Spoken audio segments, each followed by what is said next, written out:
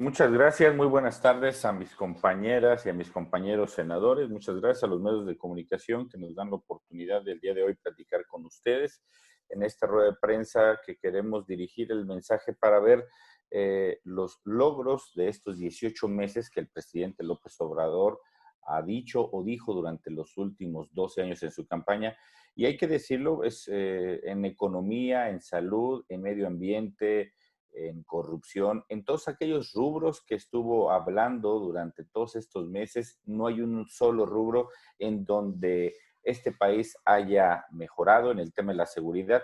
Para muestra, hoy mismo la carta que envía empresas del American Petroleum Institute, donde acusan a México de debilitar los flujos comerciales y de discriminar a las inversiones estadounidenses. Esta es una de las claras muestras de las malas decisiones que se ha tenido prácticamente en todos los rubros y en este caso muy particular de la secretaria Rocío Nale, donde es un tema más ideológico, más que un tema realmente de poder llevar al país en un mejor rumbo. Y nosotros como oposición hemos sido responsables, hemos acompañado y hay que recordarlo, porque el presidente es muy fácil de que todos los días quiera criticar a la oposición, pero el 80% de las iniciativas que han llegado al Senado por parte de Morena, sus aliados o el presidente, Acción Nacional los ha acompañado.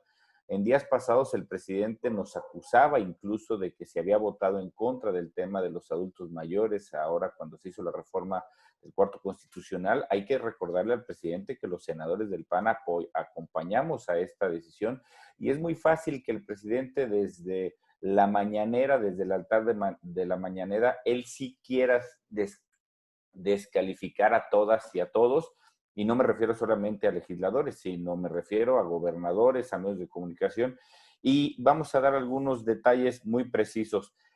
Antes de la llegada del COVID, en el 2019 fue el año más violento en la historia de México, 35,588 víctimas. También fue el año con más feminicidios. Por primera vez en 10 años, la economía decreció en menos 0,2 en el segundo trimestre del 2019. La generación de empleos, de acuerdo a las cifras de ellos mismos, del IMSS, cayó en 51% con respecto al 2018. La inversión fija bruta se desplomó en 9,1% el año pasado, es la peor caída desde el año 2009. Pemex tuvo la mayor pérdida en su historia. Aquellos que decían que sabían cómo rescatar a Pemex, bueno, nada más hay que decirlo, el trimestre perdieron 562 mil millones de pesos. Junto a la epidemia vienen todavía más desastres. Esto lo que les comentaba solamente era antes de la epidemia, de la pandemia del coronavirus. Ahora con esto, en abril se perdió 500,000 de empleos formales registrados en el IMSS. También en abril, 12 millones de personas formales e informales dejaron de recibir un ingreso. Es una cifra alarmante y nunca habíamos tenido esto.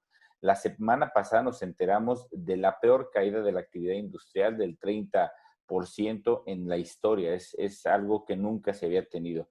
El peso llega a su peor nivel, 25,7 pesos por dólar, y la CEPAL pronostica que seremos el primer lugar en el continente en crecimiento de pobreza extrema. Hay que decir que el presidente en todos estos años que decía que primero los pobres, nos queda clarísimo que para él son primero los pobres. O sea, primero hacer más pobres, eso es lo que el presidente con todas estas políticas lo ha dicho. Y a nosotros él se nos etiqueta porque lo criticamos y porque lo decimos. En este barco México estamos todos incluidos, él y nosotros, las mexicanas y los mexicanos. Y nosotros hemos sido esa oposición responsable y esta alternativa donde le pedimos al presidente que pueda rectificar el camino. Tenemos el 7º lugar mundial en número de muertes por COVID y el lugar 14 en contagios. Esto es considerando el subregistro que tiene el subsecretario López-Gatell. Estos son algunos datos que muestran el nivel en estos 18 meses de retroceso que tenemos con el gobierno del presidente López y la mal llamada 4T. Le cedo la palabra a mi compañera, la senadora Lupita Saldaña.